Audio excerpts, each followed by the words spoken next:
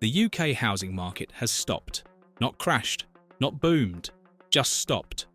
October 2025 has seen something most experts didn't predict: a complete freezing of activity that's left buyers hesitating, sellers panicking, and estate agents wondering what just happened. Transactions that should be sailing through are stalling. Viewings that should be converting into offers are going nowhere. And properties that would normally sell in weeks are sitting for months. This isn't your typical autumn slowdown. This is something different, something driven by fear, speculation, and a single date that's got everyone holding their breath. November 26th, 2025, the day Rachel Reeves delivers her autumn budget, the day that could reshape UK property forever. If you want to stay ahead of every twist and turn in the UK property market, make sure you hit that like button and subscribe to Property Reporter. We bring you the latest housing news, market analysis, and the insights you need to make smart decisions in this crazy market. Don't get left behind when the budget drops. Let's talk numbers, because they tell a story that's almost hard to believe. Buyer demand has collapsed by 8% compared to this time last year. Sales agreed are down 3%. For the first time in 2 years, we're seeing an annual decline in people actually committing to property purchases. The average asking price crept up by just 0.3% in October. To put that in perspective, the 10-year average for October is 1.1%. We're looking at the weakest October price growth in over a decade. And here's where it gets interesting. Last October, the market was buzzing. People were rushing to complete purchases before the April stamp duty changes kicked in. Mortgage rates had just started dropping after that first base rate cut in 4 years. Confidence was building. Now, silence. The energy has been sucked out of the room, but the economy hasn't collapsed. Mortgage rates are actually better than they were last year. Employment is stable. Wages are growing. So what's changed? Why has the market essentially pressed pause? The answer is sitting in Westminster, being drafted behind closed doors right now. Everyone's afraid of what's coming on November 26th. The autumn budget has become the ghost haunting every property decision in the UK right now. And it's not just vague worry. There are specific, detailed proposals floating around that have got buyers and sellers genuinely spooked. The Treasury has been considering a radical overhaul of how we tax property in this country.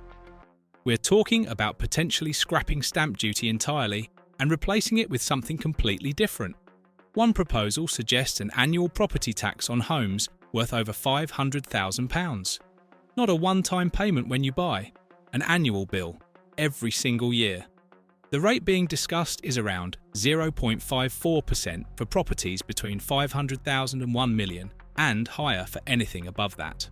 Imagine owning a £700,000 home and suddenly facing a £3,000 annual tax bill that wasn't there before. Then there's the landlord situation. Reports emerged that the Treasury is considering charging national insurance on rental income. Currently, landlords pay income tax on their profits, but no NI. An 8% levy could raise up to £3 billion. For a landlord earning £60,000 in rental income, that's an extra £5,000 a year in tax, just gone, overnight. There's also been talk of introducing capital gains tax on primary residences worth over £1.5 million. Right now, your main home is protected from CGT. That's been a fundamental principle of UK property for generations. If that changes, it would represent a seismic shift in how we think about home ownership. And don't forget about council tax. The current system is based on property valuations from 1991, 34 years ago. There's speculation about new bands being added at the top end, or even a complete replacement with a modern system that reflects actual current values. Any of these changes alone would be significant. All of them together, it could rewrite the entire UK property landscape. And the problem is, nobody knows which ones are actually happening until the Chancellor stands up and announces them. The fear isn't hitting everywhere equally. It's absolutely hammering the top end of the market. Properties worth over £1 million have seen buyer demand drop by 11%. Homes between £500,000 and £1 million are down 4%. These aren't small numbers. These are the buyers with the most to lose from potential tax changes. They're the ones sitting on their hands, waiting to see what happens. London is getting destroyed. Prices in the capital are down 1.4% annually. The southeast is struggling too. These are areas where £500,000 doesn't buy you a mansion. It might get you a decent 3-bedroom semi. So when buyers hear about thresholds at £500,000, they're not thinking about millionaires. They're thinking about themselves. Compare that to the north. The northeast is seeing price growth of over 9%. Yorkshire is up nearly 4%. Scotland and Wales are both comfortably above 2% growth. Why? Because properties there are cheaper. A rumoured tax threshold at £500,000 doesn't scare someone buying a £200,000 house in Newcastle. It terrifies someone stretching to £600,000 in Surrey. We're watching the UK housing market split in two right before our eyes. One half moving forward, one half frozen solid. And the dividing line is whether you're above or below the rumoured tax thresholds. Here's what's really wild about this situation. The market has more properties available right now than at any point in the last decade. Sellers are listing, supply is there, but buyers aren't biting. Normally, high supply means prices fall until they reach a level where buyers step in. That's basic economics. But right now, buyers aren't responding to price cuts. They're not responding to better mortgage rates. They're not responding to anything except the calendar. They're waiting for November 26th. And that waiting is costing people real money. Rightmove data shows that properties receiving an inquiry on their first day of being listed are 22% more likely to find a buyer than homes that take over 2 weeks to get that first inquiry. In a normal market, that makes sense. Fresh listings get attention. But in this frozen market, even well-priced properties are sitting longer because buyers are simply not looking. Estate agents are reporting viewings happening with no follow-up. Offers being made and then withdrawn days later. Buyers getting cold feet not because of the property, but because of the budget. Sellers who need to move are stuck in limbo. They can't price low enough to overcome the fear factor. And they can't wait forever because life doesn't stop for government budgets. Divorces happen. Job relocations happen. Downsizing happens. People need to sell. But the market isn't cooperating.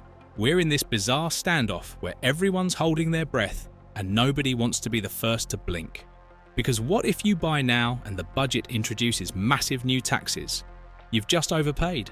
What if you sell now and the budget changes nothing? You've just given up negotiating power for no reason. Paralysis breeds paralysis. And right now, the UK housing market is completely paralysed. So what could actually happen on November 26th? Let's break down the real proposals that are being discussed in detail, not just speculation. The stamp duty replacement is probably the most serious. The current system charges buyers a one-time tax when they purchase. It's expensive, it's lumpy, and economists have hated it for years because it discourages people from moving. The Institute for Fiscal Studies has called it economic nonsense. The proposed alternative would shift the burden from buyers to sellers and make it an annual charge. Properties over $500,000 would pay roughly 0.54% of their value every year after sale. Properties over $1 million would pay a higher rate.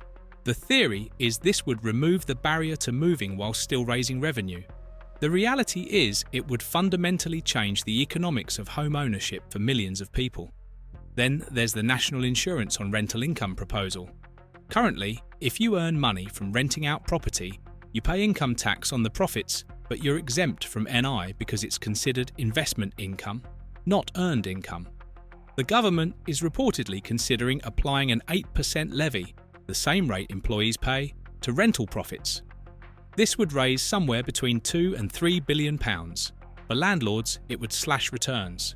Many are already facing higher mortgage rates, stricter regulations, and reduced tax relief on mortgage interest.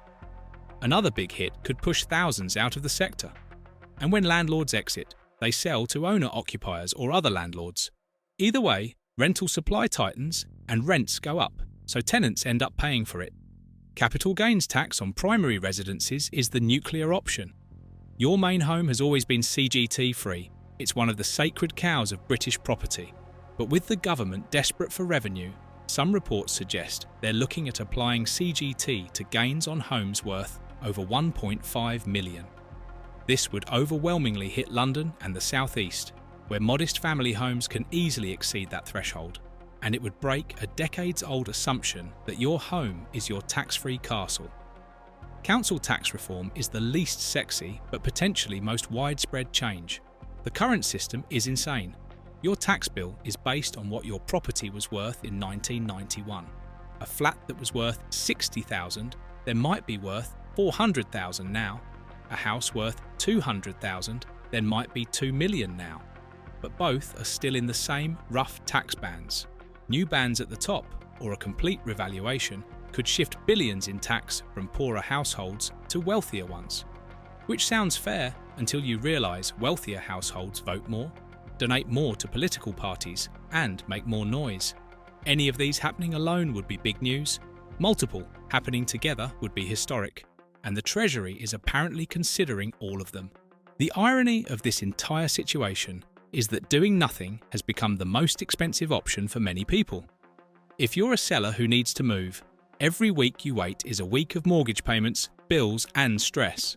Property sitting on the market for 3 months instead of 3 weeks costs you thousands in holding costs. Council tax doesn't stop.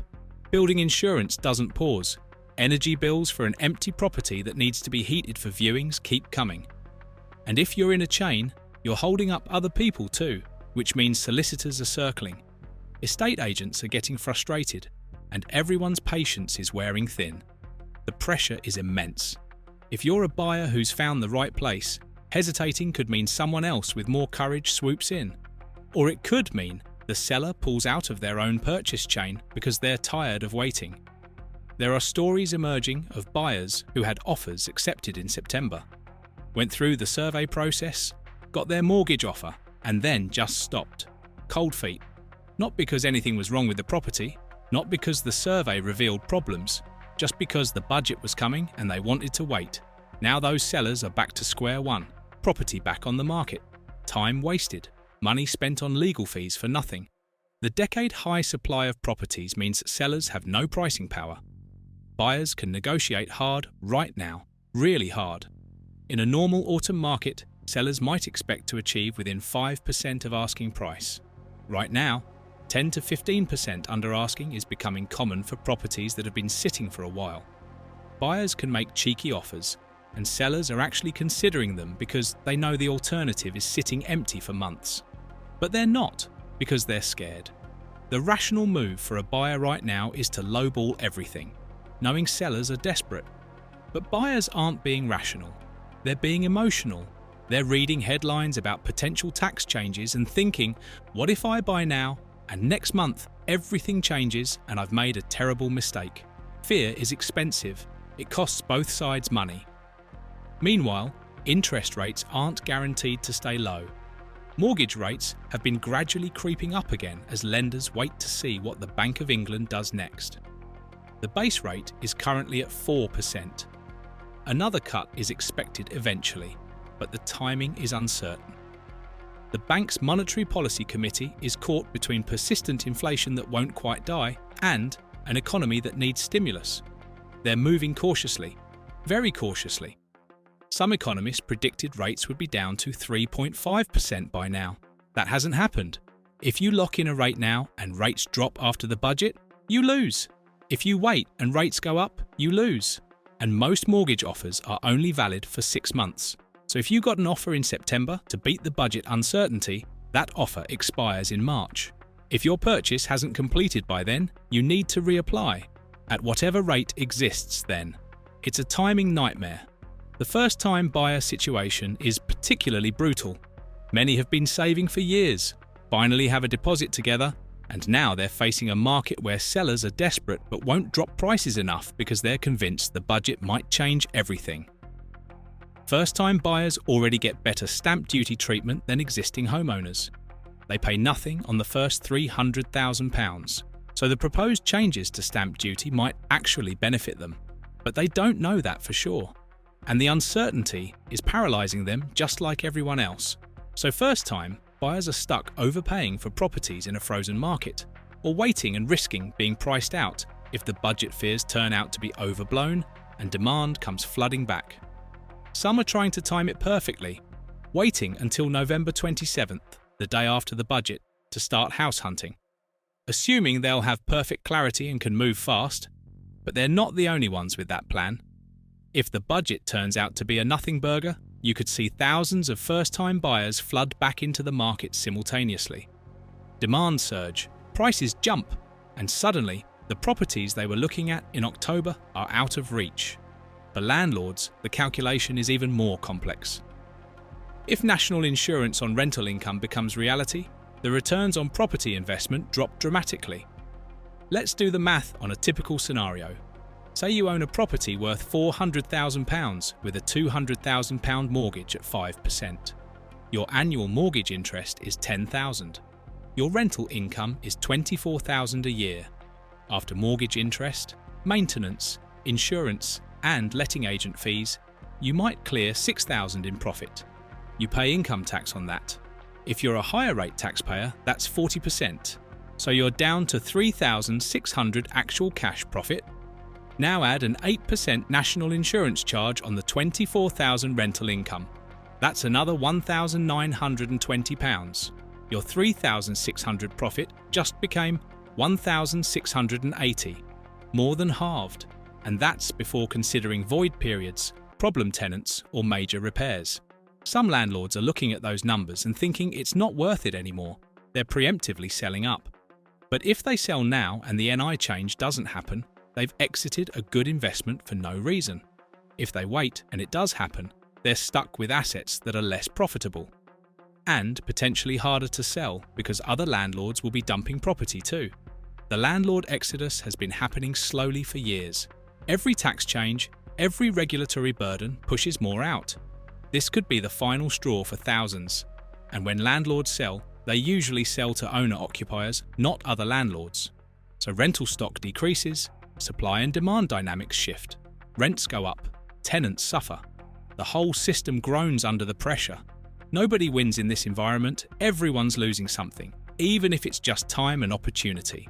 Estate agents are losing commission on deals that should have closed. Solicitors are losing fees. Surveyors are seeing fewer instructions. Removal companies are getting fewer bookings. The whole property ecosystem is feeling the freeze. And it ripples outward. Because property transactions drive spending on furniture, appliances, home improvements. When people move, they spend. When they don't move, that money stays in savings accounts. The economy feels it. November 26th is going to be a reckoning. One way or another, Rachel Reeves will step up to that dispatch box and the speculation will end. Either she'll announce sweeping property tax changes and the market will have to absorb a massive shock. Prices will adjust. Behaviour will change. The assumptions people have made about property for decades will need to be rewritten. Or she'll announce limited changes and all this fear will have been for nothing. The market will breathe a collective sigh of relief. Buyers who waited will rush in. Sellers who held out will feel vindicated. And estate agents will have the busiest December in years as everyone tries to complete before Christmas. Or, and this is possible, she'll announce consultations and reviews, kicking the can down the road and extending the uncertainty even further. This might actually be the worst outcome, because at least with definitive changes, people can adapt. With more uncertainty, the freeze continues, maybe into the new year, maybe into the spring market, maybe until next autumn. Nobody knows. What we do know is that this frozen state can't last forever. Human beings need to buy and sell homes. Life events don't wait for budgets. People get divorced. People have babies and need more space. People get job offers in other cities. People retire and want to downsize. People inherit property and need to sell. These things happen regardless of what Rachel Reeves says in Parliament. The spring market will come regardless of what happens in November. And when it does, pent-up demand will either explode if the fears were overblown, or the market will reset to a new normal if the tax changes are real. Think about it this way. If the budget introduces harsh new taxes, prices will have to fall to compensate.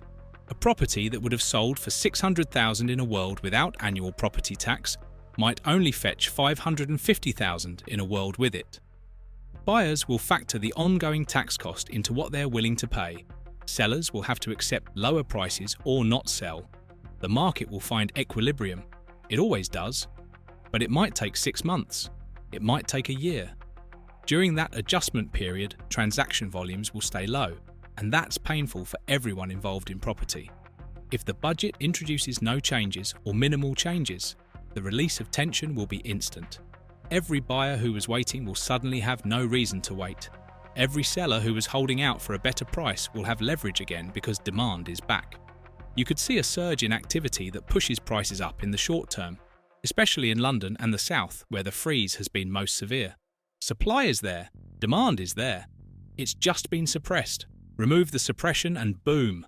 The UK housing market has survived recessions, financial crises, pandemics, and countless government interventions. It survived the 1990s crash. It survived 2008. It survived Brexit uncertainty. It survived COVID lockdowns. It'll survive this too. But it might not look the same on the other side. The relationship between property ownership and taxation in this country could fundamentally shift. For generations, the deal was simple. You buy a home, you pay stamp duty once, you pay council tax annually. Your home appreciates tax-free. When you sell, you pay no capital gains tax on your main residence. That's been the framework. If that framework changes, millions of people will need to rethink their relationship with property. Is it still the safe investment it was? Is it still worth stretching yourself financially to get on the ladder? Is it still worth holding property for the long term? These aren't small questions. They're fundamental. The assumption that your home is your safest, most tax-efficient investment could be challenged. If you're facing annual property taxes and potential CGT on gains, suddenly property looks more like shares. Taxed going in, taxed going out, taxed while you hold. The advantage disappears. Why take on mortgage debt and all the hassles of home ownership if the tax treatment isn't favourable? Some people will still buy because they need somewhere to live, but the speculative element, the buy-to-let investors, the people treating property as their pension, they might look elsewhere, and that changes the market. The idea that landlording is a reliable path to wealth could be tested. The golden age of buy-to-let is probably over anyway. Mortgage interest relief is restricted. Stamp duty is higher for second homes. Regulations are tighter. Evicting problem tenants is harder. And if NI gets added to rental income, the returns become mediocre. You could make better money in index funds without the hassle of tenants calling about broken boilers at midnight. So more landlords exit, fewer new ones enter. The professionalisation of the rental sector continues. Big corporate landlords with economies of scale take over. Build-to-rent developments multiply. The small private landlord becomes a relic of the past. Regional inequality could widen as the north and south diverge even further. If property taxes target homes over 500,000, that's a London and South East problem. Northern cities barely notice, so investment flows north. Development happens there. Jobs follow. Young people move there. Meanwhile, the South gets stuck in high-cost, high-tax, low-growth purgatory. We could see a genuine rebalancing of the UK economy, not because of some grand government strategy, but because the tax system accidentally makes it happen. We're watching history happen in real time, even if it feels like nothing is happening at all, because sometimes the most significant moments aren't loud and dramatic. Sometimes they're quiet and tense, a market holding its breath, waiting for a single day, a single announcement, a single decision that could change everything. This is one of those moments. Years from now, people will look back at October 2025 as the month the UK housing market held its breath. The month before everything changed, or the month when everyone panicked over nothing. Either way, it's a moment that matters. So here's what you need to know right now. If you're buying, you have more power than you've had in a decade, but fear is stopping you from using it. If you're selling, you're fighting against a tide of uncertainty that has nothing to do with your property. If you're a landlord, the rules you've played by for years might be about to change. And if you're just watching, trying to understand what's happening, you're witnessing one of the strangest moments in UK housing market history. A market with plenty of supply, decent mortgage rates, stable employment and economic growth that's modest but positive. A market that by all normal measures should be functioning. But it's not, because sometimes fear matters more than fundamentals. Sometimes speculation matters more than statistics. And sometimes a single date on the calendar can freeze an entire market worth trillions of pounds. November 26th, 2025. Market. Remember it, because the UK housing market will be different after that day than it was before. The only question is how different, and whether all this fear will have been justified or just another chapter in the long, strange story of British property obsession. Either way, one thing is certain. The freeze will end, the market will move, and when it does, a lot of people are going to wish they'd acted differently. The only question is whether you'll be one of them.